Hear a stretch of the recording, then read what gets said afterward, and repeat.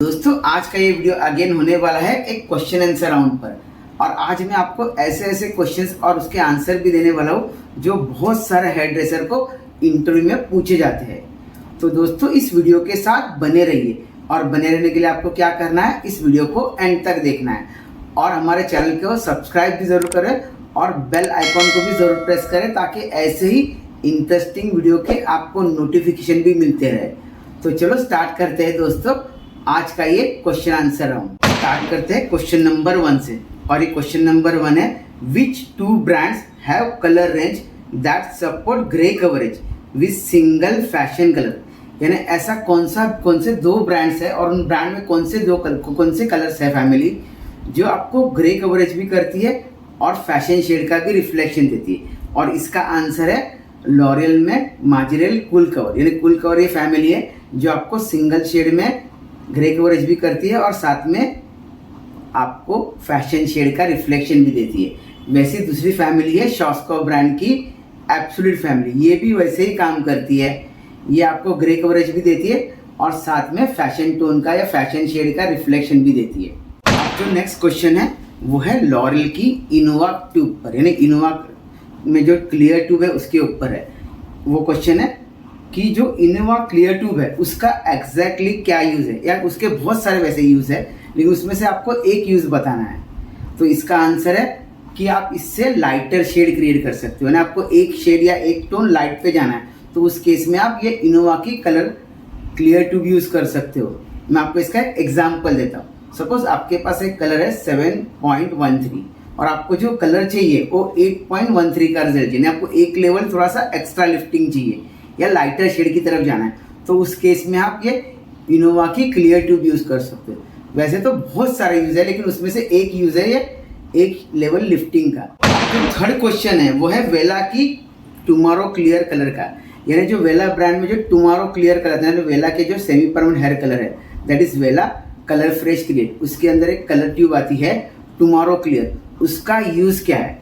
तो दोस्तों उसका यूज़ है कि उससे आप किसी भी कलर को लाइट करना है, यानी सपोज आपके पास ब्लू कलर है और ब्लू को थोड़ा सा हल्का आपको लाइट करना है या स्काई ब्लू करना है तो उस केस में आप ये क्लियर ट्यूब यूज़ कर सकते हो। ये क्लियर ट्यूब बेसिकली कोई किसी कलर को पेस्टल करने में मदद करता है। अब जो नेक्स्ट क्वेश्चन है वो है पीएच बैलेंस, यानी प्यूरीफाइंग शैम्पू का पीएच बैलेंस क्या होता है। तो दोस्तों ये जो प्यूरीफाइंग शैम्पू होता है इसका पीएच बैलेंस 8 to 9 के आसपास रहता है। बहुत सारे लोगों का सोचना है कि प्यूरीफाइंग शैम्पू का पीएच बैलेंस और भी ज़्यादा होता है जिससे क्यूटिकल बहुत ओपन हो जाते हैं, लेकिन ऐसा प्रैक्टिकली नहीं है। क्यूटिकल को थोड़ा बहुत ओपन करती है लेकिन एक्चुअली उसका पीएच याद रखिए 9 के आसपास होता है।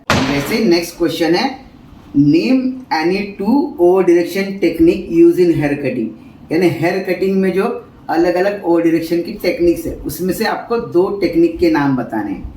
तो इसका आंसर है दोस्तों, एक है फ्रंट ओ डायरेक्शन और दूसरा है बैक ओ डायरेक्शन। यानी जब भी हम बालों को पीछे के बालों को आगे लेते हैं तो इसे हम कहते हैं फ्रंट ओ डायरेक्शन। उसी तरह हम आगे के बालों को पीछे ट्रैवल करते हैं तो उसे हम कहते हैं बैक ओ डायरेक्शन टेक्निक। ऐसी ये 2 टेक्निक है, वैसे तो बहुत सारी है लेकिन ये 2 टेक्निक ज़्यादातर इंटरव्यू में पूछी जाती है। इसके बाद का जो क्वेश्चन है वो आगे है लॉरियल के कलर के ऊपर। अगर सपोज किसी क्लाइंट को अराउंड से 7 नंबर का कलर चाहिए और उनके बाल 3 नंबर के और उन्हें प्रिलाइटनर भी यूज़ नहीं करना तो उस वक्त आप लॉरियल के कौन सा कलर यूज़ करोगे, यानी कौन सी फैमिली का कलर यूज़ करोगे। तो इसका आंसर है दोस्तों, आप हाई लिफ्टिंग फैमिली का कलर यूज़ कर सकते हो। जो 11 सीरीज़ 12 सीरीज़ के जो लॉरियल के कलर आते हैं हाई लिफ्टिंग कलर, वो कलर आप यूज़ कर सकते हो। ये आपको अराउंड से 3 नंबर के बालों को 7 लेवल तक का लिफ्ट देता है। इसके बाद जो नेक्स्ट क्वेश्चन है वो है टेक्सचराइजिंग के ऊपर। आपको कोई भी 2 टेक्सचराइजिंग की ये टेक्निक बतानी है। तो इसमें से एक टेक्निक का नाम है डीप पैरेलल टेक्सचराइजिंग। ये भी एक तरह की टेक्निक है जिससे आप टेक्सचराइजिंग कर सकते हो। वैसे और एक तरह की टेक्निक है simple, that is point cutting technique. Point cutting technique भी एक तरह की टेक्सचराइजिंग की भी टेक्निक है। ये जो नेक्स्ट क्वेश्चन है ये भी है लॉरियल के ब्रांड के ऊपर, लॉरियल ब्रांड के ऊपर, और ये उसके शैम्पूज पर है, यानी हेयर केयर प्रोडक्ट पर। कि अगर सपोज किसी क्लाइंट के हेयर फ्रीजी है तो फ्रीजी हेयर के लिए आपको क्लाइंट को कौन सा शैम्पू और कंडीशनर सजेस्ट करना है, वैसे ही क्लाइंट के हेयर में ब्रेकेज भी है, तो उस केस में आप क्लाइंट को कौन सा शैम्पू और कंडीशनर सजेस्ट करोगे?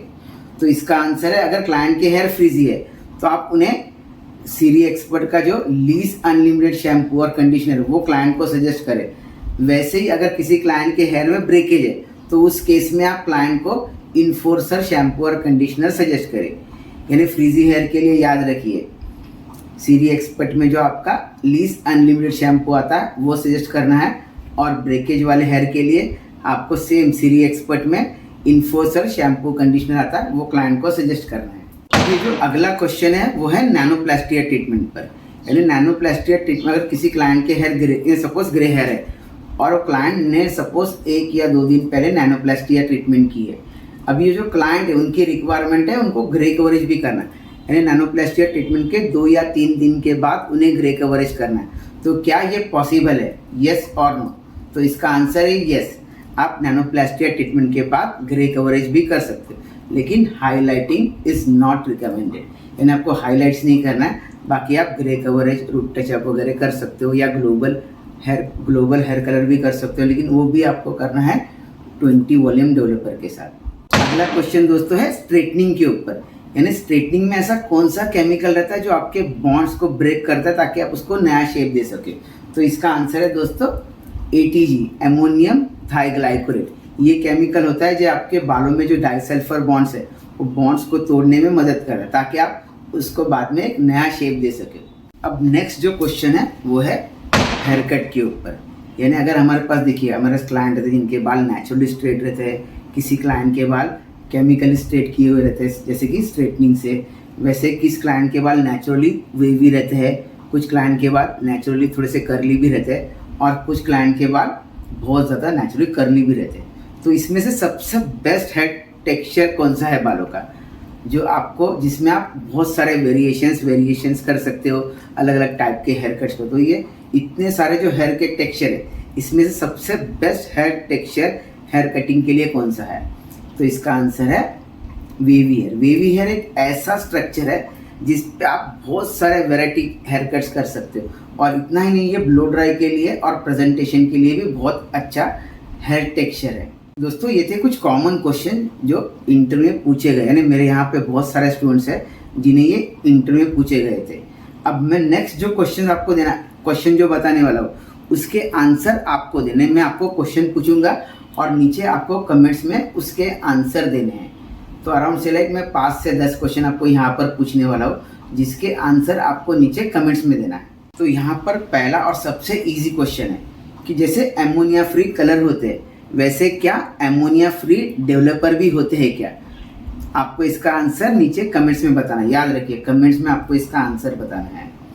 वैसे ही और एक क्वेश्चन कि जो लॉरेल की जो इनोवा फैमिली है उसमें सबसे मैक्सिमम ज़्यादा पावर वाला कौन सा डेवलपर आता है? 10 वॉल्यूम, जैसे 10 से पावरफुल होता है, 20 से होता है, 30 से होता है, ज़्यादा पावरफुल होता है 40 वॉल्यूम। तो वैसे ही इनोवा फैमिली में सबसे मैक्सिमम पावर वाला कौन सा डेवलपर आपको अवेलेबल है? वैसे ही अब अगला क्वेश्चन भी है लॉरेल के ऊपर ही, लॉरेल के प्रोडक्ट के ऊपर, और वो क्वेश्चन है कि लॉरेल का आपको एक ऐसा शैम्पू और कंडीशनर बताना है जो सल्फेट फ्री है। याद रखिए, लॉरेल का एक शैम्पू आपको ऐसा बताना है जो सल्फेट फ्री है। वैसे ही अगला क्वेश्चन है एमोनिया फ्री कलर के ऊपर, कि जैसे देखिए नॉब के जो परमानेंट हेयर कलर होते हैं उसमें मेन जो केमिकल होता है वो होता है एमोनिया। वैसे ही एमोनिया फ्री कलर इसे हम कहते हैं डेमी परमानेंट हेयर कलर। तो इसमें एमोनिया को रिप्लेस किस केमिकल से किया जाता है? आपको इसका आंसर याद रखिए, नीचे कमेंट्स में बताना है। वैसे ही दोस्तों अगला क्वेश्चन है what does non oxidative hair colour means? यानी नॉन ऑक्सीडेटिव हेयर कलर क्या होते हैं ये आपको बताना है। वैसे तो मैं आपको एक एग्जांपल बताऊं कि कलर हम 2 कैटेगरी में डिवाइड करते हैं, ऑक्सीडेटिव हेयर कलर और नॉन ऑक्सीडेटिव हेयर कलर। तो यहाँ पर मेरा क्वेश्चन है कि ये नॉन ऑक्सीडेटिव हेयर कलर का मतलब क्या होता है? वैसे ही अगला क्वेश्चन है हेयर ट्रीटमेंट पर, वो है कि ऐसी कौन सी हेयर ट्रीटमेंट है, आपको सिर्फ एक एग्जांपल बताना है जिसमें हम सेम डे उस ट्रीटमेंट के बाद हेयर कलर कर सकते हैं। तो आपको ऐसी ट्रीटमेंट बतानी है जिसमें हम सेम डे ट्रीटमेंट के बाद हेयर कलर कर सकते हैं, यानी ग्लोबल हेयर कलर या रूट टचअप कर सकते हैं।